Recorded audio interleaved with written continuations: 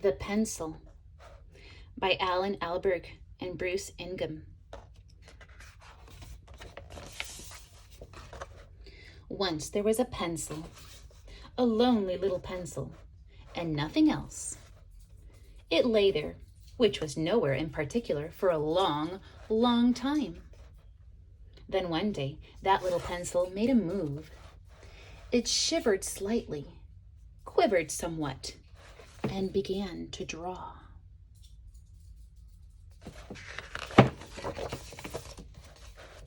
The Pencil. The pencil drew a boy. "What's my name?" said the boy. Banjo," said the pencil. "Good," said Banjo. "Draw me a dog."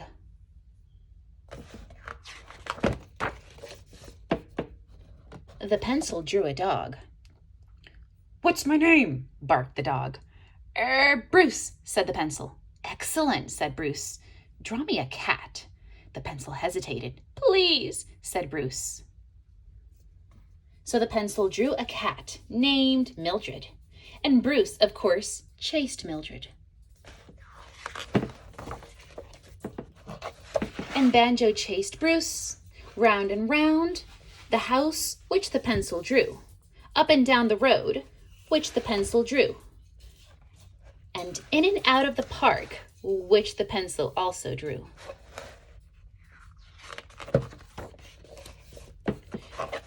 "Draw me an apple," said Banjo. "Draw me a bone," said Bruce. "Draw me a mouse," meowed Mildred. "No," said the pencil, "no mouse." "All right, cat food then," meowed Mildred. "Only then, we can't eat this." "Apple," said Banjo. "Bone," barked Bruce. "Cat food," meowed Mildred. "It's black and white." The pencil hesitated, frowned, looked thoughtful for a while, and drew. What do you guys think he drew? Let's see. A paintbrush. Yes, a paintbrush. "What's my name?" said the paintbrush. Kitty," said the pencil. "Splendid," said Kitty. "How can I help?" After that, Kitty painted the apple and the bone and the cat food. She painted Banjo and Bruce, but not Mildred. Mildred was a black and white cat anyways. She painted the house and the road and the park. "What next?" cried the now cheerful and excited pencil. "Anything," yelled Kitty. She was excited too. "You draw and I'll color it." So they did. Banjo got a little sister named Elsie, and a mom and a dad named Mr. and Mrs., some grandmas and grandpas, 3 or 4 cousins, and an Uncle Charlie. Bruce got a friend, an Airedale named Polly, and a ball.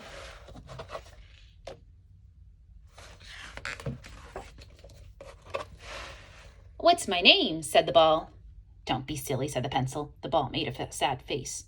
"All right then, Sebastian," said the pencil. Then, all of a sudden, trouble. Banjo kicked Sebastian, into the air and broke a window. Polly ran off with Bruce's bones. "What's my name?" said the bone. One of Mildred's kittens, which she had just asked for, got stuck up in a tree, and everybody was grumpy and started to complain. "This hat looks silly," said Mrs. "My ears are too big," said Mr. "I shouldn't be smoking a pipe," said a grandpa. "Get rid of these ridiculous sneakers," yelled Elsie. The pencil hesitated, frowned, looked worried for a while, quivered somewhat, and drew. What do you guys think he drew next? Let's see. An eraser. After that, the eraser, as you might expect, rubbed things out. Hats and ears and such. The pencil and the paintbrush drew and painted them again, and everybody was happy. Only then, more trouble. The eraser rubbed other things out. He was a little too excited. He rubbed out the table and the chair out and the rug out. and the front door out, and the house out. He rubbed the tree out, and the kitten who was still up in it out, and other kittens out, and the cousins and the grandmas and Uncle Charlie out, out, out. Oh my goodness, this is not looking good. What are they going to do?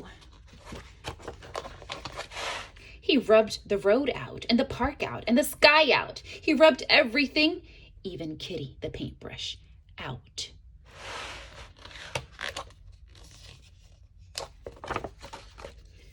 Now, once more, there was only the pencil.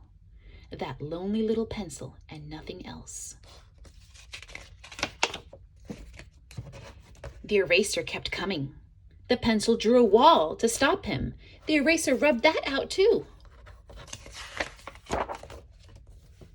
He drew a cage to keep him in. The eraser rubbed it out. He drew a river and some lions and some mountains with lions and tigers and bear, oh my, and the eraser rubbed them out. Then, when all seemed lost and there was absolutely no escape, that brave and clever little pencil quivered somewhat, shivered slightly, and drew. Okay, guys, what in the world can he draw now? What can defeat the eraser? Let's find out. Another eraser. Oh, this is brilliant. And what did these two erasers do? Their names were Ronald and Rodney, by the way. Yes, of course, as you will surely guess, they rubbed each other out.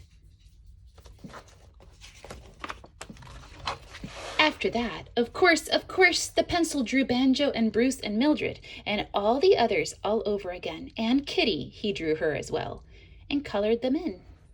He put the sun back in the sky, and the house back on the road, and the kitten back in the tree, and the grass back in the park, and a picnic. Oh, a lovely brand new picnic out in the grass. The picnic lasted for a long, long time. Banjo played soccer with Sebastian. Oh, and the little cousins. Banjo's dad tried eating a boiled egg named Billy, but it ran off. A whole column of ants. What's her name? Said the ants. Came marching across the picnic cloth. Oh, look, he named the ants. Alice, Alvy, Abraham, Amy, Araminta, Alberic, Algernon, Anastasia, Ada, and Alan. Finally, the sun went down. The eating and the games and the adventures stopped, and everybody and everything went home to bed.